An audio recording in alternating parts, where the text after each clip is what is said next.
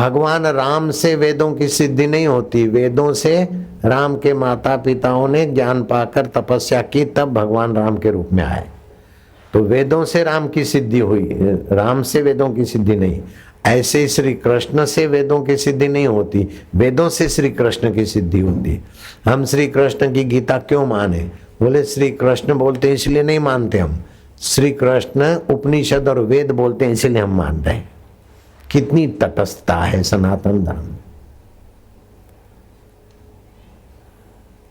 तो वेद कहता है आपके मन में 6 दिव्यताएं हैं, उसका फायदा उठाकर इस संसार को स्वर्ग में कर लो और आप भी परम स्वर्ग का अनुभव कर लो।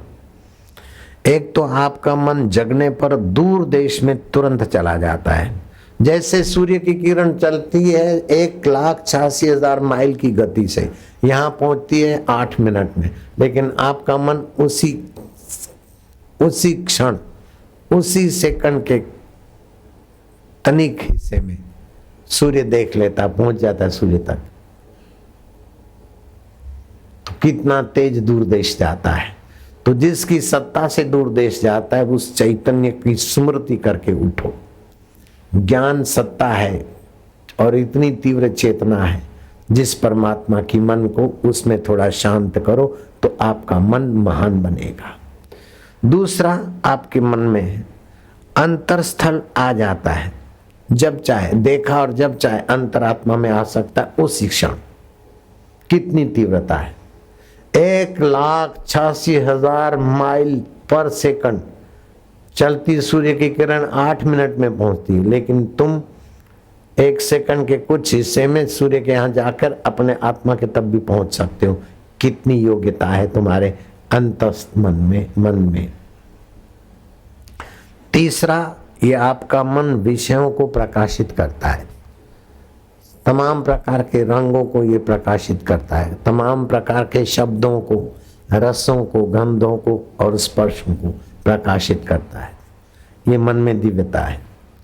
चौथा, विषयों को तो प्रकाशित करता है, व्यक्तियों को भी प्रकाशित करता है कि ये डॉक्टर है, ये मेरा सत्संगी है, ये मेरा बापू है, ये मेरी बहन है, ये मेरा फलाना है। व्यक्तियों को भी प्रकाशित करता है।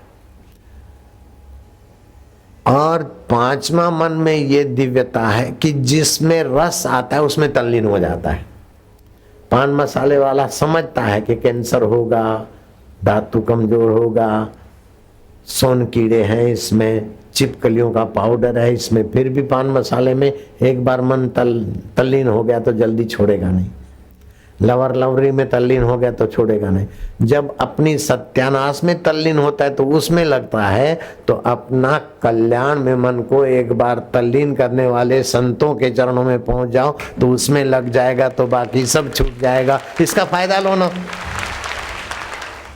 जिनका मन परमात्मा में तल्लीन हुआ, ऐसे पुरुषों का दर्शन, ऐसे पुरुषों का संग, सत्संग आपके मन को भगवान के रस में जरा सा तल्लीनता दे देगा, तो आपको मना करने पर भी सत्संग में पहुंचोगे। ये मन का फायदा उठाओ।